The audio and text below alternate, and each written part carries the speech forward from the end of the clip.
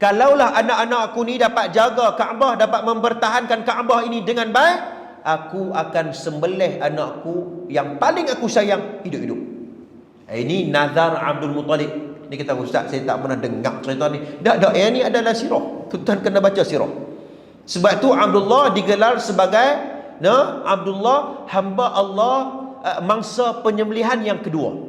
Yang pertama siapa? Nabi Allah Ismail alaihi salam. Nabi Allah Ismail alaihi salam, maka Allah selamatkan Nabi Ismail disebabkan keimanan yang tinggi, yang tebal itu dalam perasaan jiwa Nabi Allah Ibrahim alaihi wassalatu wassalam.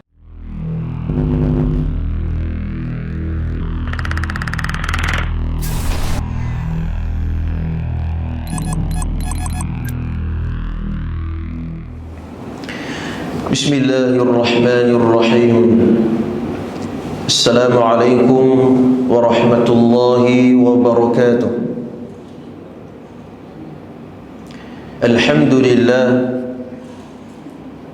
Alhamdulillahi rabbil alamin. Wassalatu wassalamu ala asyrafil anbiya'i wal mursalin wa ala alihi wa sahbihi ajma'in. Qala rabbi shrah li sadri wa yassir li amri wa hlul 'uqdatam min lisani yafqahu qawli. Faqala Allah ta'ala fi kitabihil aziz, a'udzu billahi minasy syaithanir rajim. Tabarakalladzi nazzala al-furqana 'ala 'abdihi liyakuna lil 'alamin nadhira. Sadaqallahul 'azim. Yang bermaksud maha berkat Tuhan yang menurunkan Al-Furqan, yakni Al-Quran, kepada hambanya Nabi Muhammad sallallahu alaihi wasallam untuk menjadi peringatan dan amaran bagi seluruh penduduk alam ini. Surah Furqan ayat yang pertama. Muslimin mukminin yang dirahmati oleh Allah, di dalam satu hadis yang diriwayatkan oleh Imam Muslim, yang saya petik daripada kitab Hadiyatun Nabawi fil Adab, yang disusun oleh Profesor Dr. Syarah Qudah, seorang ulama hadis di negara Jordan. Disusun satu kitab ini cerita tentang bagaimana petunjuk Nabi sallallahu alaihi wasallam berkaitan dengan akhlak. Dia buat satu riwayat daripada Imam Muslim, lalu jalur sanad daripada Abi Hurairah radhiyallahu anhu, an Nabi sallallahu alaihi wasallam qala, la tu'adduna al-huquqa ila ahliha yawm al-qiyamah hatta yuqada lisyati jalha min asyati qarna. Hadis sahih riwayat Imam Muslim. Kata Nabi sallallahu alaihi wasallam, la tu'adduna al-huquqa ila ahliha. Nabi bagi tahu dekat kita, Nabi pesan dekat kita, akan ditunaikan segala hak kepada yang berhak. Maknanya dekat dunia ni tuan-tuan, ada orang yang kena zalim. Ada orang yang bila kena zalim tu dia tak dapat keadilan di muka bumi Allah ini. Disebabkan apa? Mungkin dia tak ada duit, mungkin dia tak ada pangkat, mungkin dia tidak ada pengikut untuk mengkaburi kezaliman yang dia kena. Maka di hari kiamat esok, la tu'adduna al-huquqa ila ahliha, segala hak akan ditunaikan oleh Allah Subhanahu wa taala yaumal qiyamah, hari kiamat esok. Maknanya orang beriman jangan duk takut. Dekat dunia dia kena zalim, ingat hari kiamat esok siapa pun tak boleh terlepas. Lalu kata Nabi sallallahu alaihi wasallam, hatta yuqada lisyati jalha, sehingga kan kata Nabi SAW diadili hari kiamat esok, diadili kambing yang tidak ada tanduk. Nabi buat satu perumpamaan, dekat dunia ni ada 2 ekor kambing, Satu kambing yang tak ada tanduk, satu lagi minasyati qarna, dan satu lagi kambing yang ada tanduk. Yang kambing yang ada tanduk ni tuan-tuan, ya, dia ada kelebihan sikit lah, dia ada tanduk. Ya, dekat dunia dulu dia pergi tanduk kambing yang tak ada tanduk tadi ni. No? Jangan duk celaru lah. Boleh ikuti lah. Dia pergi tanduk kambing yang tak ada tanduk tadi sampai cedera kambing tu. Bila kiamat esok, hari keadilan, Allah Subhanahu Wa Taala hidupkan kembali kambing itu, lalu ditukarkan kembali. Dulu hang tanduk kawan ni, Allah bagi keadilan, hak kambing ni yang tak ada tanduk tu, hari tu dia ada tanduk, dia balas balik. Para ulama muhaddithin, bahkan Profesor Dr. Syarah Qudah mensyarahkan hadis ni, persoalannya, ya, adakah kambing yang tidak ditaklifkan ataupun binatang yang tidak ada akal, yang tidak ada tanggungjawab ibadat kepada dia, kambing tuan-tuan tak payah sembahyang pun, nah? Tak payah nak puasa dan sebagainya, sebab dia binatang. Tara binatang pun para ulama bahas pun kena diadili, apatah lagi manusia. Apatah lagi manusia. Para ulama bahas lagi pasal apa binatang pun kena. Sebab tuan-tuan, Dr. Syarah Qudah buat main analogi perumpamaan, seumpama seperti kucing yang sedang lapar. Dia main gosok, dia main serondoi bahasa kita ni. Dia main serondoi kat kaki kita, kita bagi makan kat dia. Betul tak? Tuan-tuan pernah ada pengalaman tu? Kucing dia main, dia lapar lah tuan-tuan. Kita bagi makan kat dia, dia sayang kita. Walaupun dia tidak ada akal, dia tidak ada tanggungjawab ibadat, taklif kepada dia, tapi dia ada rasa. Kalau kita pergi katok kepala kucing tu, silat-silat dia pergi gigit kita, betul tak? Silat-silat dia pergi baham kan, ataupun dia pergi gigit kita lah. Silat. Maknanya apa? Binatang pun ada rasa. Muslimin mukminin yang dirahmati oleh Allah, apa yang Nabi nak bagi tahu dekat kita, orang Islam bila dia beriman dengan Al-Quran, bila dia beriman dengan Nabi SAW, ingat, jangan buat zalim dengan orang. Nah, jangan buat zalim dekat orang. Kita ada kesempatan yang banyak di luar sana. Mungkin kita ada duit, kita boleh beli orang. Nah, kita boleh beli orang, kita boleh tutup segala kejahatan yang kita buat. Tapi ingat, Nabi pesan kat kita, dekat dunia hang boleh terlepas. Hang boleh terlepas dekat dunia. Tapi hari kiamat esok, siapa pun tidak boleh terlepas, melainkan Allah SWT akan memberikan keadilan kepada yang berhak itu. Muslimin mukminin yang dirahmati oleh Allah, mudah-mudahan mukadimah hadis yang saya bawa ini, riwayat Imam Muslim ini, memberi pengajaran yang banyak dalam hidup kita, insya-Allah. Tuan-tuan sekalian, kita sambung pembacaan sirah kita pada malam ini. Rahiqul Maktum Safiur Rahman Mubarak Furi. Tuan-tuan sekalian, kita mengaji kitab sirah ni. Jadi pada pertemuan yang lepas, kita dah cerita tentang bagaimana peristiwa 40 tahun sebelum 40 tahun sebelum Nabi menjadi Rasul. Ini tajuk besar dia.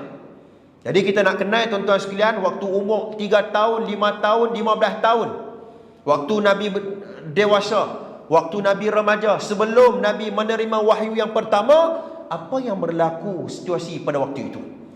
Jadi bila kita mengaji sirah ni tuan-tuan, maklumat kita tentang Rasulullah akan tersusun. Mula daripada Nabi, dah kita mengaji sirah tuan-tuan, siapa mengikuti kuliah saya pada malam ni, sebelum Nabi lahir pun kita dah tahu dah apa yang berlaku, yang disebut sebagai Adyanul Arab, agama-agama kepercayaan bagi orang Arab. Tuan-tuan sekalian, pada pertemuan yang lepas kita dah cerita, ya, riwayat Imam Muslim, ini riwayat yang sahih. Tuan-tuan, Mubarak Furi dia bawa masuk dalam kitab dia, di antara martabat hadis sahih dan hasan saja. Ini amanah. Ini seorang ulama yang amanah. Tuan-tuan sekalian, apabila nak masuk dalam riwayat sirah dia, dia pilih hak kemah-kemah. Jadi bila kita baca ni tuan-tuan, tak payah ada ragu lah. Sebab kata ulama hadis, Profesor Dr. Syarah Qudah dalam Minhajul Hadis fil Ulumil Hadis, apabila hadis itu bertaraf sahih dan hasan, maka hadzal maqbul, boleh terima. Ya, tuan-tuan sekalian. Baik, kita tengok kepangkuan ibu yang pengasih.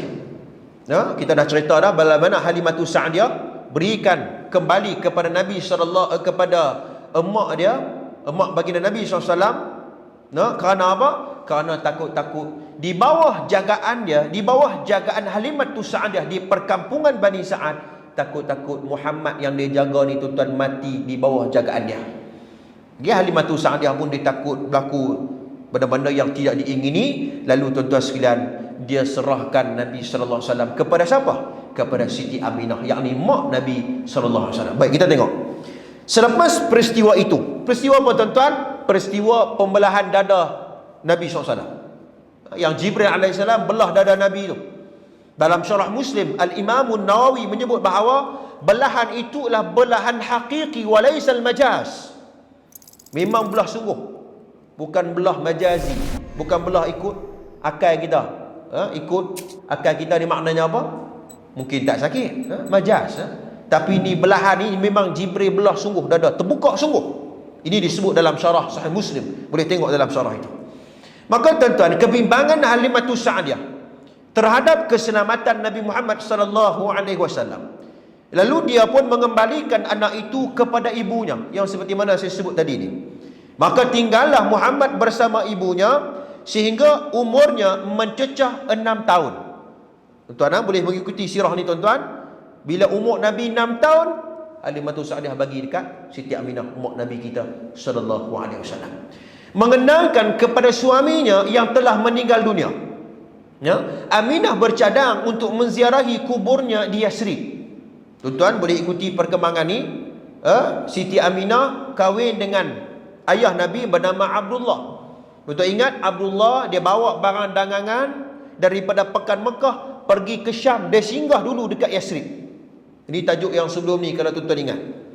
Abdullah dia singgah syak dekat Yasrib, dia kahwin dengan seorang perempuan nama dia Aminah. Sebab tu tuan-tuan, tajuk yang akan datang ni tuan-tuan, adik apa dia, Abu Lahab, pak saudara Nabi, bagi tahu kat Nabi SAW, dia kata, Muhammad, hang jangan duk panggil lah adik-beradik hang sebelah mak kat belah Yasrib tu. Kata dia tuan-tuan, tak usah duk panggil adik-beradik. Sebab apa? Itu pertemuan pertama dakwah Nabi bersama dengan adik-beradiknya. Itu cerita yang akan datang. Baik, maka tuan-tuan, bila lama dah tak jumpa ni, Nabi SAW, tuan-tuan, 6 tahun Nabi tak jumpa dengan duduk dengan ibu kandung dia.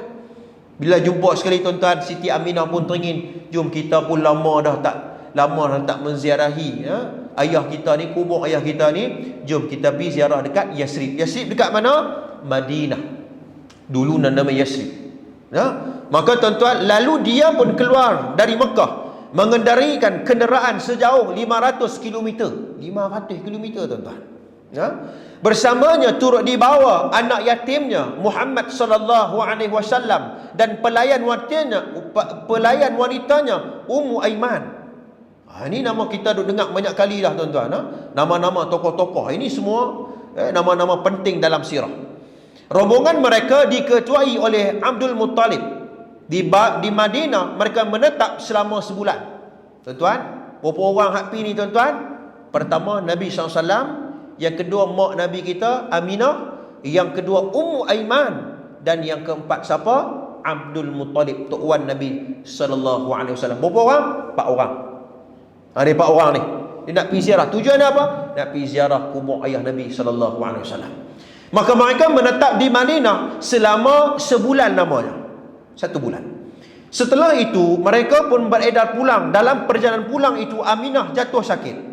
Dan keadaannya semakin tenang semasa awal-awal perjalanan tersebut. Akhirnya dia meninggal dunia di Abwa antara Mekah dan Madinah. Tuan-tuan, sebulan, bila dah habis ziarah tuan-tuan sebulan di Madinah, maka tuan-tuan Siti Aminah pun tuan-tuan ajak, jom kita balik Mekah lah. Kita pergi tempat kita, pergi duduk tempat kita, duduk buat kerja, cari duit apa semua. Dalam perjalanan tuan-tuan sekalian, duduk nampak dah memang Siti Aminah nampak seolah-olah macam tak sihat, sakit.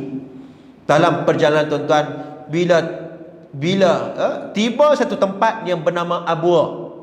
Dulu kerajaan Saudi tuan-tuan pernah jumpa pengkuburan Siti Aminah di Abwa. Tak tahu sekarang ni ada ataupun tidak, wallahu alam, tapi pernah jumpa. Abwa kedudukannya di antara Mekah dan Madinah. Ini disebut dalam sirah. Maka tuan-tuan, bila sampai di Abwa, Allah ambil nyawa mak Nabi sallallahu alaihi wasallam. Allahu akbar. Maknanya apa tuan-tuan? Ayah Nabi pun Allah ambil. Yang kedua, pada umur 6 bulan, 6 tahun, Allah dah ambil tuan-tuan mak Nabi sallallahu alaihi wasallam. Para ulama bahas, ya, berapa umur mak Nabi kita SAW ketika mana wafat. Tuan-tuan, kalau kita buat jam'ul riwayat, kita mengumpul kepelbagaian riwayat, ya, untuk mengambil satu keputusan yang betul, maka tidak ada satu riwayat yang cerita secara khusus berapa umur mak Nabi meninggal dunia. Tak ada. 20 ke, 30 ke, 40, tak ada. Tapi ada satu hadis yang bersifat umum cerita tentang wafatnya umur mak Nabi SAW sama umur dia seperti mana umur wafat ayah Nabi sallallahu alaihi wasallam. Pada umur berapa? 25 tahun, sekitar begitu. 25 tahun. Maknanya tuan-tuan, meninggal dunia ni, meninggal dunia, orang panggil apa? Meninggal muda. Betul tak? Umur 25 meninggal dunia. Tuan-tuan, rumah pun tak ada beli lagi. Kalau kita lah tuan-tuan, rumah pun tak ada beli lagi. Orang panggil apa? Meninggal muda, waktu muda ni. Meninggal dunia waktu muda, 25 tahun, sekitar begitu. Maka tuan-tuan, ya, maka Abdul Muttalib membawa Muhammad sallallahu alaihi wasallam pulang ke Mekah. Tuan-tuan, bila sampai dekat Abwa, tuan-tuan, dia mana ada WhatsApp apa semua, tak ada. Dulu tak ada, tuan-tuan. Kata dia dah meninggal dah ni, mai ziarah dekat Abwa dah, tak ada, tak ada. Bila dah meninggal dekat situ, maka dikuburkan makam mak Nabi di Abwa. Lalu tuan-tuan, Abdul Muttalib tok wan Nabi meneruskan perjalanan ke mana? Ke Makkah Al-Mukarramah. Itu cerita dia. Baik. Perasaan sayu dalam kalbunya mula bergelora terhadap cucunya yang yatim, yang baru saja ditimpa bencana yang mendarahkan semula luka yang lama. Tuan-tuan, sebab tu tuan-tuan kalau baca hadis, tuan-tuan tengok dalam Jami' Sahih Al-Bukhari, Jami' Sahih Muslim, dan beberapa kibar kitab-kitab hadis yang lain, cerita tentang bagaimana kelebihan orang yang memberi bantuan kepada anak-anak yatim. Sangat besar fadilat dia. Betul tak? Banyak tuan-tuan, fadilat cukup banyak. Kita ada duit lebih, kita tengok mana-mana anak yatim yang memerlukan bantuan dari sudut kewangan, kita tolong dia. Ada orang ni tuan-tuan, dia tengok anak yatim ni tuan-tuan, dia ada potensi mengaji, pandai, dia rajin pula tuan-tuan, cuma dia tak ada duit dia. Kawan ni tuan-tuan, dia ada duit banyak, dia bagi, dia support duit, dia support pengajian kawan ni. Besar esok tuan-tuan, ya, budak ni, anak yatim piatu, fadilat tu tak usah duk kira dah, memang banyak dah. Yang kedua, bila dia besar esok, ya, dia menjadi seorang ulama muda, menjadi seorang pendakwah, hasil daripada kewangan yang kita bagi. Allahu Akbar. Tidak ada pelaburan yang paling bernilai berbanding ilmu pengetahuan. Tuan-tuan baca dalam satu hadis riwayat Imam Muslim, in qata amalu illa min thalath. Nabi habaq kat kita, 3 amalan ni kalau kita meninggal dunia takkan terputus. Takkan terputus. Bila kita mati pun tuan-tuan, dia berjalan macam biasa. Dia berjalan macam pencen. Walaupun tak ada kerja apa, mangkit-mangkit, cukup bulan, cucuk duit. Tuan-tuan, keluarlah duit. Ada jadi orang cucuk duit, keluar kad balik. Tak ada duit. Itu orang pencen cucuk kad, keluar duit, alhamdulillah. Nah, subhanallah. Nah, maka masya-Allah ni, orang yang pelaburan yang paling berat adalah pelaburan orang yang memberi ilmu yang bermanfaat. Apatah lagi Nabi SAW cerita tentang fadilat orang yang anak yatim ni, kita tolong dia. Sebab apa tuan-tuan? Sebab Nabi pun anak yatim piatu. Sebab tu jangan buat main-main dengan anak yatim. Sebab Nabi SAW anak yatim. Nabi merasai perasaan anak yatim piatu. Tuan-tuan tengok dalam pertemuan yang sebelum ini, bila mana Nabi umur baru saja berapa tahun, ya, Halimatus Sa'diyah dan kawan-kawan dia bila sampai di Mekah, tuan-tuan, tinggal seorang budak lelaki. Orang ni pakat ambil dah, ambil kawan ni jadi ibu susuan, kawan ni ambil jadi anak susuan dan sebagainya. Tiba-tiba tinggal budak seorang ni lelaki. Halimatus Sa'diyah kata, siapa apa tak ambil dia? Kawan-kawan ni kata, Muhammad huwa yatim. Muhammad huwa yatim. Ini perkataan, ini lafaz yang dikeluarkan oleh kawan-kawan Halimatus Sa'diyah.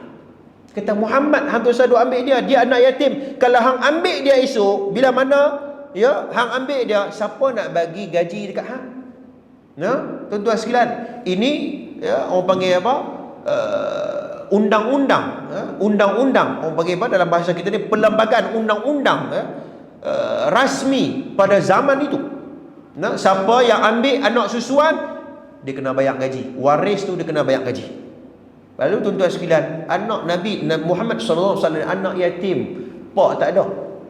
Kata hang ambil Muhammad, siapa nak bayar gaji kat hang wala Halimah? Maka dipendekkan cerita, tuan-tuan Halimah tu Sa'diyah pun ambil. Itu cerita yang pertemuan yang lepas. Baik, kita tengok. Maka tuan-tuan, dia tidak membiarkan anak yatim itu bersendirian dalam sebarang tanggungjawabnya. Malah dia utamakan anak itu terhadap anak-anaknya yang lain. Allahu Akbar. Ini Abdul Muttalib, jangan duk celaru. Abu Talib, pak saudara Nabi. Abdul Muttalib, tok wan Nabi. Macam baru ni saya ceramah tu tempat tuan, saya duk cerita pasal Abu Jahal, dia duk ingat Abu Lahab. Abu Lahab dah lepas dah. Ni Abu Jahal ni. Cerita sekalian, baik. Maka tuan-tuan, Abdul Muttalib dia sayang Nabi ni tuan-tuan, melebihi anak dia. Sampai melebihi anak dia sendiri. Sebab apa tuan-tuan? Tuan-tuan kena ingat jasa Abdullah, ayah Nabi SAW tuan-tuan, ni di antara anak Abdul Muttalib yang paling dia sayang. Tuan-tuan ingat cerita tentang Abdullah ini, mangsa penyembelihan yang kedua. Disebabkan apa? Disebabkan tuan-tuan, selamatnya Kaabah daripada tentera Abrahah. Itu cerita yang lepas ni. Daripada tentera Abrahah tuan-tuan. Bila selamat tuan-tuan, maka Abdul Muttalib tuan-tuan, dia ingat balik nazar dia dulu. Dia berjanji dulu, kalaulah anak-anakku ni dapat jaga. Siapa anak-anak dia? Termasuklah Abdullah. Kalaulah anak-anakku ni dapat jaga Kaabah, dapat mempertahankan Kaabah ini dengan baik, aku akan sembelih anakku yang paling aku sayang hidup-hidup. Ini nazar Abdul Muttalib. Ni kata ustaz, saya tak pernah dengar cerita ni. Dak, yang ni adalah sirah. Tuan kena baca sirah. Sebab tu Abdullah digelar sebagai Abdullah, hamba Allah, mangsa penyembelihan yang kedua. Yang pertama siapa? Nabi Allah Ismail alaihi salam.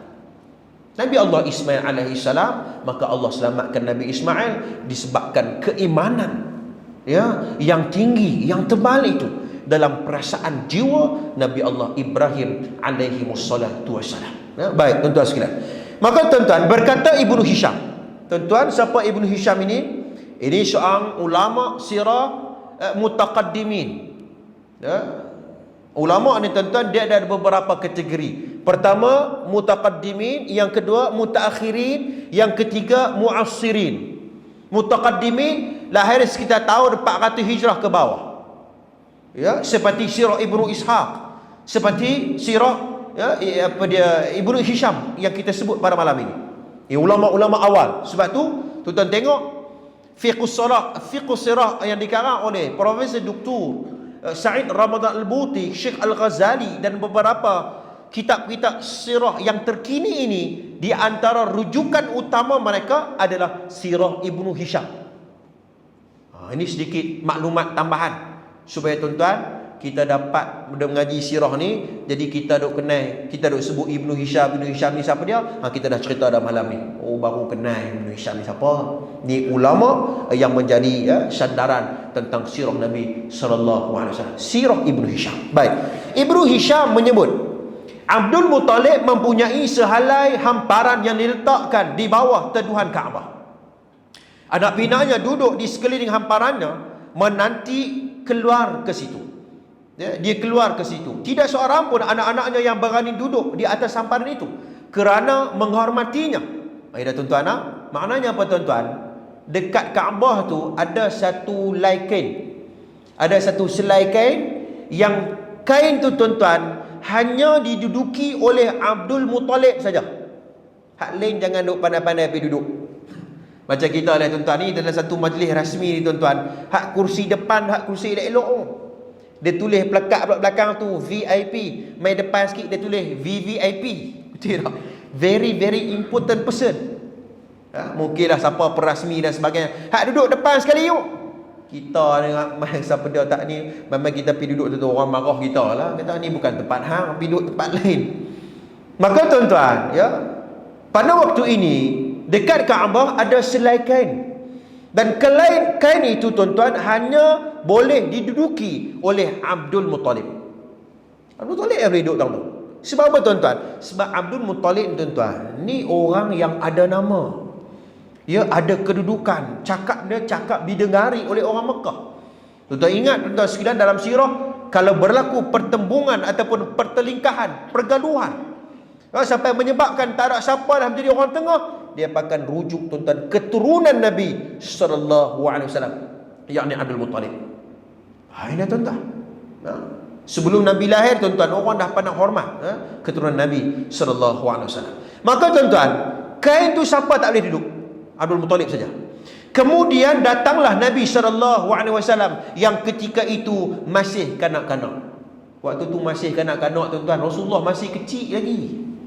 Mana tahu apa di tempat VIP ke di tempat datuk pun tak ada. Nabi tak tahu sebab Nabi pun bashar.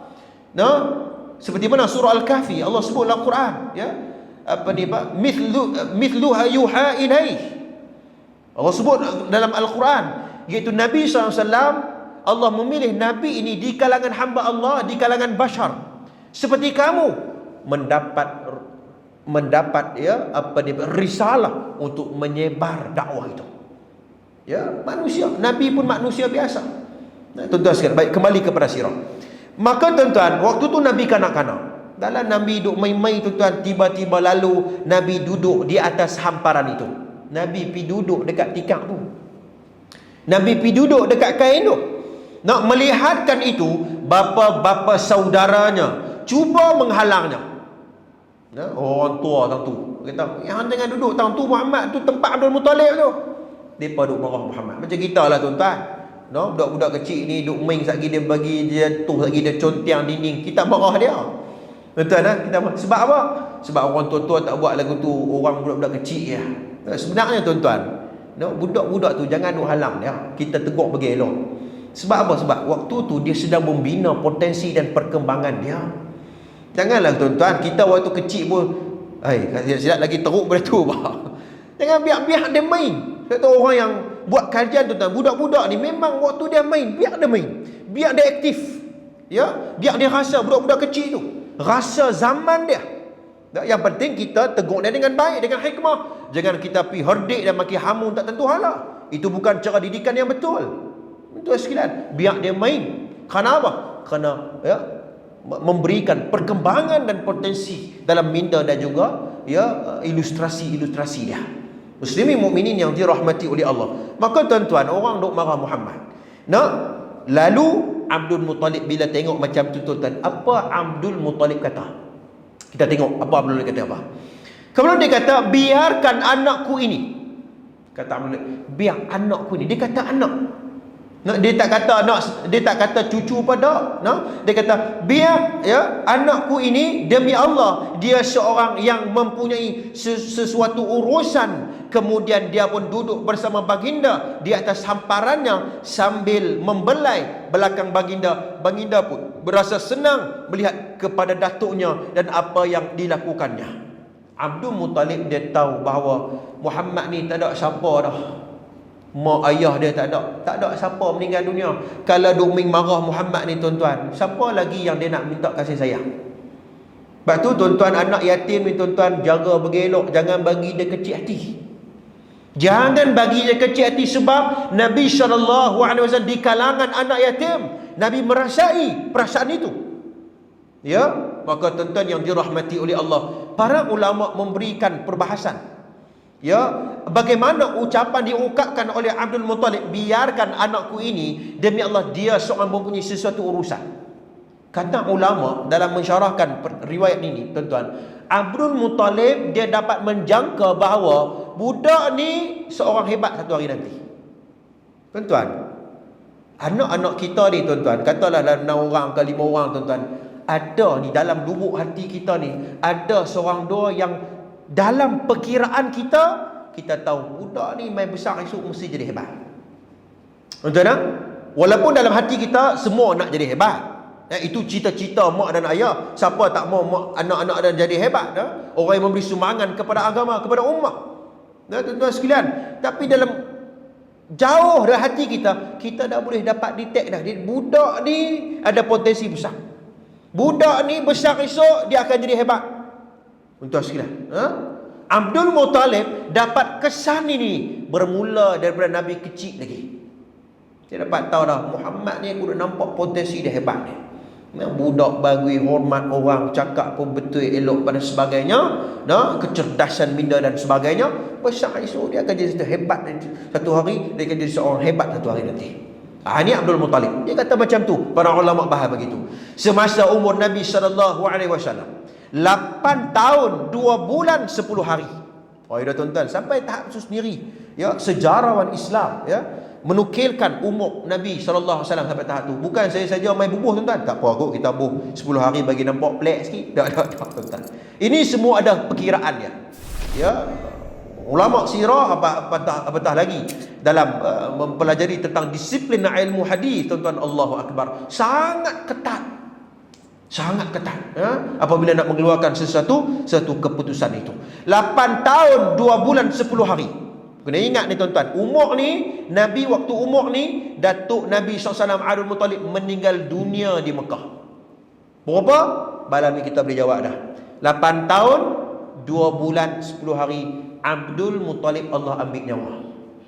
Di mana ni tuan-tuan? Di Mekah Al-Mukarramah.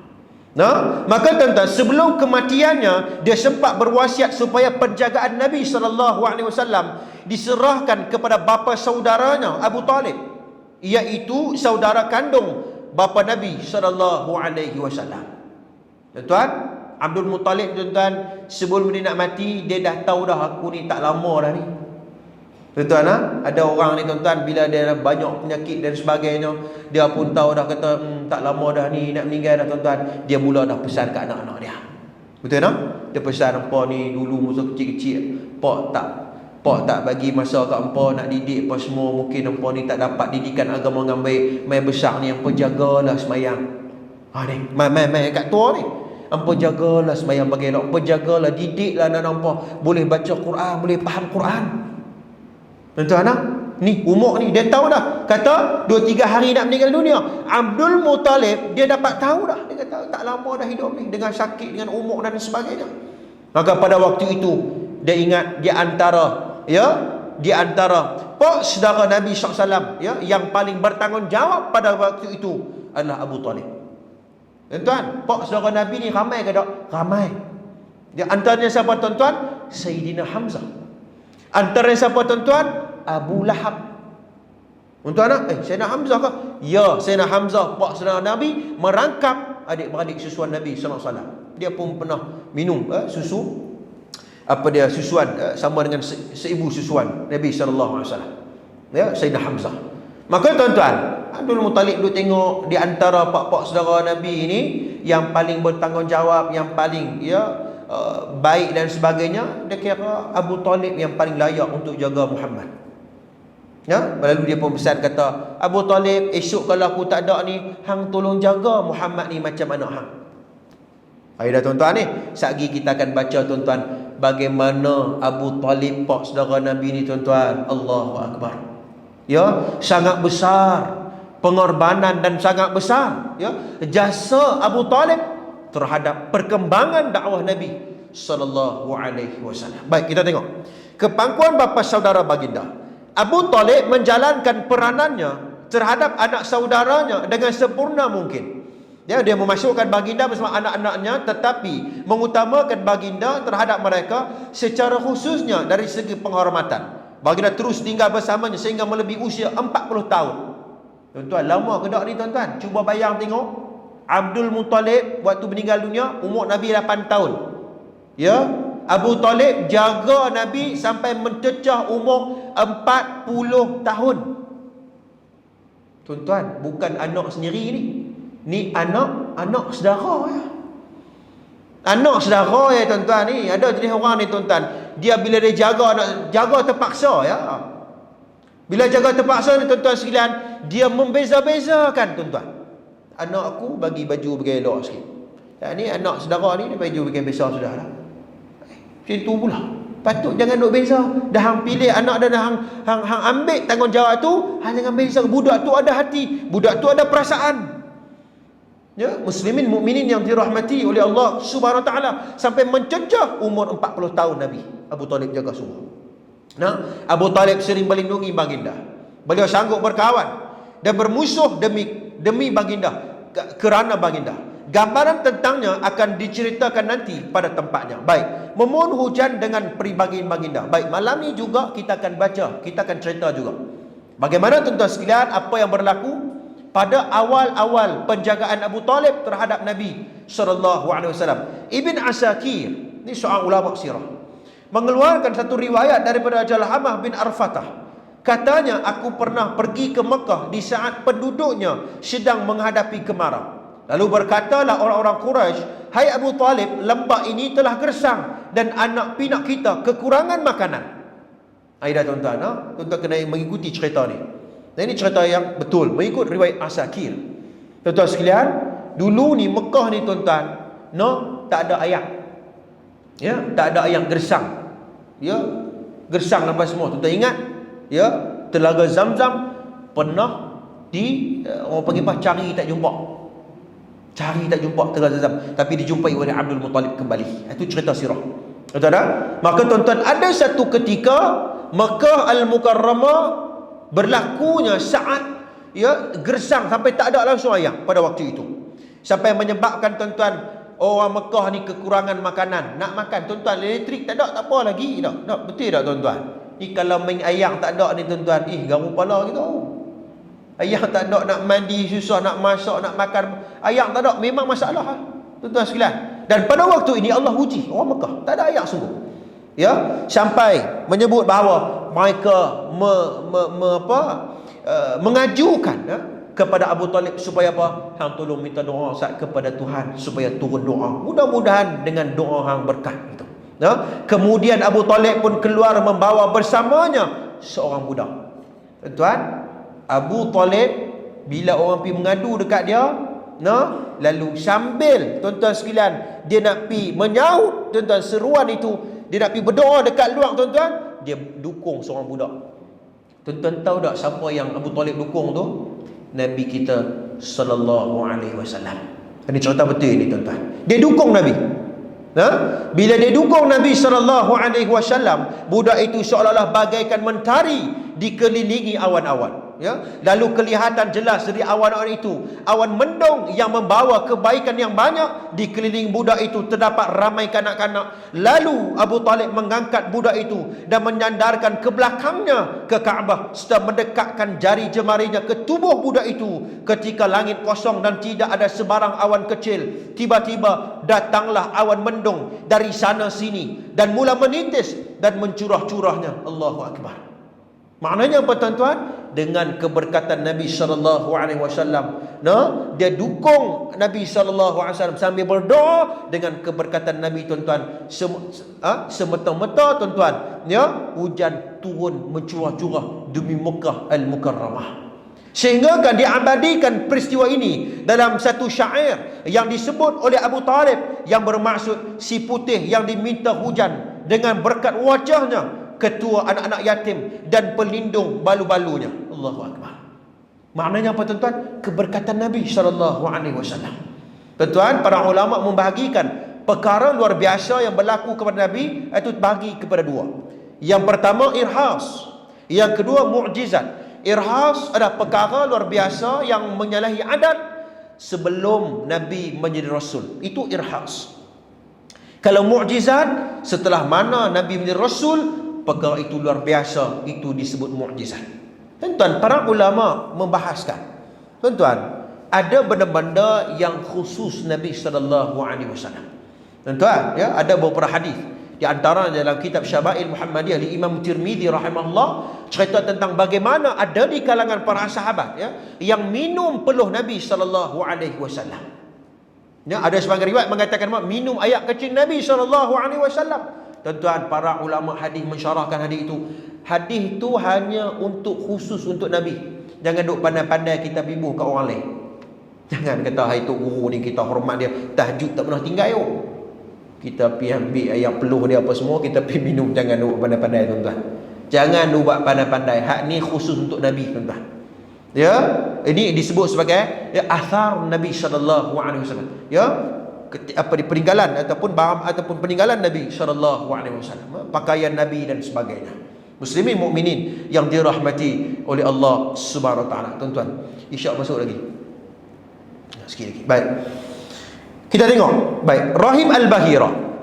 Apabila umur Nabi sallallahu alaihi wasallam mencapai 12 tahun. Tuan-tuan, 12 tahun. Dikatakan 12 tahun 2 bulan 10 hari.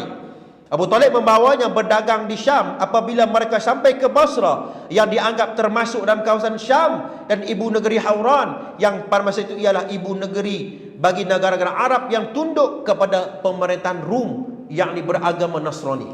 Tuan-tuan, kena ikuti cerita ni. Tuan-tuan, selepas mana peristiwa kemarau panjang dan hujan disebabkan keberkatan Nabi sallallahu alaihi wasallam, Abu Talib bawa Nabi SAW waktu tu Nabi umur 12 tahun.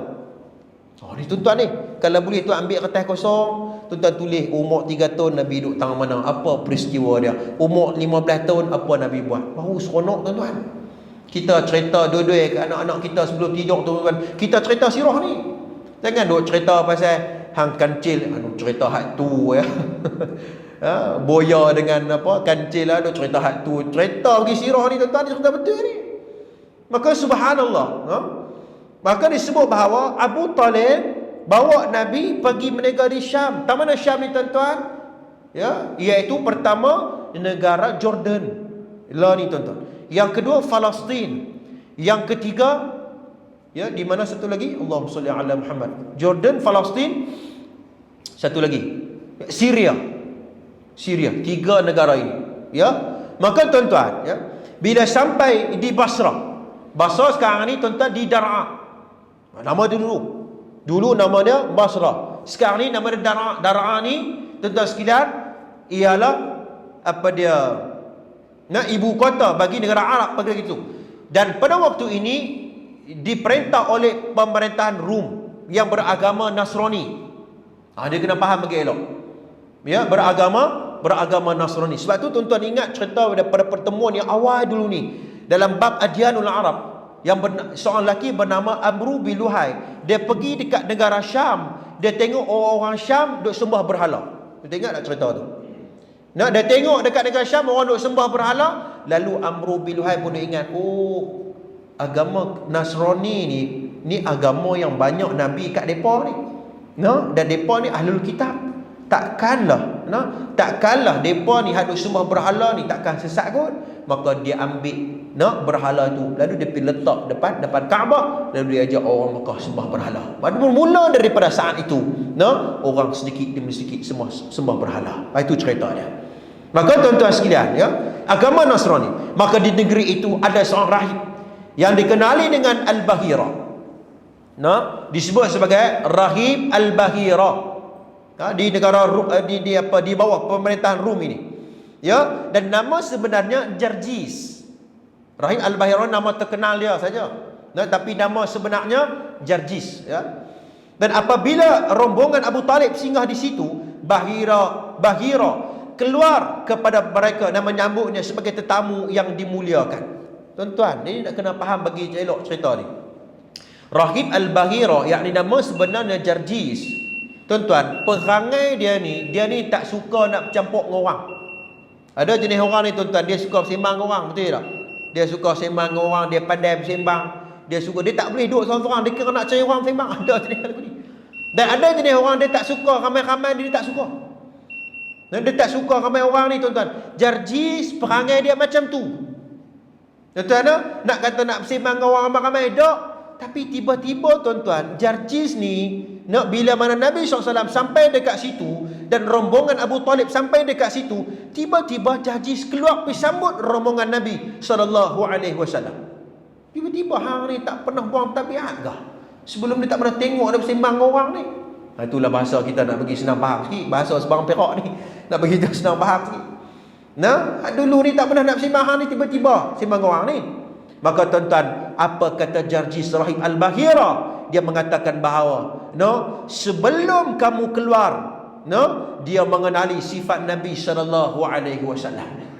Rahib Al-Bahira ni, dia kata apa? Aku ni dah kenal lama dah Muhammad ni. Aku ni dah kenal lama dah Rasulullah ni. Yang tu dah cerita dah dalam kitab-kitab samawi. Aku mengaji sungguh yang tu. Qul hal yastawi alladhina ya'lamuna wal ladhina la ya'lamun. Katakanlah, adakah sama orang yang mengetahui dengan orang yang tidak mengetahui? Tak sama tu. Orang yang tak mengaji tuan-tuan, dia tak tahu. Ya, orang yang tak mengaji tentang sirah Nabi, dia tak tahu bagaimana pengorbanan Nabi sallallahu alaihi wasallam. Dia tak tahu sebab dia tak mengaji sirah. Tuan-tuan sekalian, maka tuan-tuan sambil memegang tangan baginda, inilah ketua seluruh alam. Budak ini diutuskan oleh Allah sebagai rahmat untuk sekalian alam. Hai dah tuan-tuan, tiba-tiba jadi pegang tangan Nabi sallallahu alaihi wasallam. Tuan-tuan, lalu Abu Talib kata kat dia. Dia kata, bagaimana kamu tu kaifa ta'rif? Bagaimana kamu tahu? Bagaimana hang kenal? Bagaimana hang tahu dia? Jawabnya, ketika kamu bertolak dari Aqabah. Dia kata, dari mula hang bertolak daripada Aqabah lagi, tidak ada sebutir batu atau sepun pokok, melainkan semuanya tunduk sujud, dan ia tidak sujud melainkan kepada seorang Nabi Allah. Ini jawab Rahib Al-Bahira jadis tadi ni. Subhanallah, bila kita peguh dengan hadis yang disebut sebagai hadis kursi, Nabi Allah SWT pernah pesan kepada Jibril alaihi salam. Allah kata, aku sayang dekat hamba ni, wahai Jibril, hang hamba kepada seluruh penduduk alam, tolong sayang dia. Maka Jibril pun bagi tahu ke penduduk seluruh alam, seluruh alam tu sayang kepada hamba Allah ni. Ini hadis kursi. Maka apabila Allah sayang kepada seorang hamba, Allah pesan kepada Jibril, wahai Jibril, pesan kepada seluruh penduduk di dunia, mengatakan bahawa aku sayang hamba ni. Maka tuan-tuan, Jibril pun bagi tahu dekat seluruh pelosok dunia, mengatakan bahawa Allah sayang. Sebab itulah tuan-tuan sekalian, kalau kita tengok seseorang hamba Allah ni, kalau dia dicintai dan dirahmati oleh Allah, tuan-tuan, orang suka dengan dia. Betul tak tuan-tuan? Orang sayang dengan, walaupun dia ada musuh dia, tapi musuh tu tuan-tuan yang bersifat batil, yang orang hasad dengki, itu masalah dia. Nabi pun banyak musuh, itu masalah mereka, bukan masalah itu datang daripada Nabi sallallahu alaihi wasallam. Maka sebab tu tuan-tuan, apabila kita berdamai dengan Allah, maka tuan-tuan percayalah tuan-tuan, rezeki Allah tuan-tuan akan bagi dekat kita. Sebab tu Abdullah ibn Mubarak pernah ditanya kepada dia, sekitar mana dia risau tentang rezeki. Menega hak nu tak menjadi, menega hak ni rugi dan sebagainya. Tapi tanya Abdullah bin Umar, seorang ulama di kalangan tabi'in, wahai syekh, bagaimana kami ni nak rezeki kami tak menjadi ni? Dia kata apa? Kathirul istighfar, banyakkan istighfar. Kalau kita ni tuan-tuan sekalian, kira nak pakai tok bomo so, itu orang yang tidak ada ilmu. Abdullah bin Umar kata apa? Kathirul istighfar, maksudnya apa? Bina hubungan dengan Allah, berdamai dengan Allah. Bila hang berdamai dengan Allah, Allah akan beri rezeki dekat hang. Dan rezeki itu pastinya cukup untuk kehidupan hang. Muslimin mukminin yang dirahmati oleh Allah Subhanahu wa taala. Maka tuan-tuan, Rahib Al-Bahira kata apa? Muhammad ni demai daripada Aqabah lagi, segala batu-batu sujud kepada seorang Nabi. Sesungguhnya aku mengenalinya dengan cap kenabian di bawah tulang belikat seperti buah apple, kata dia.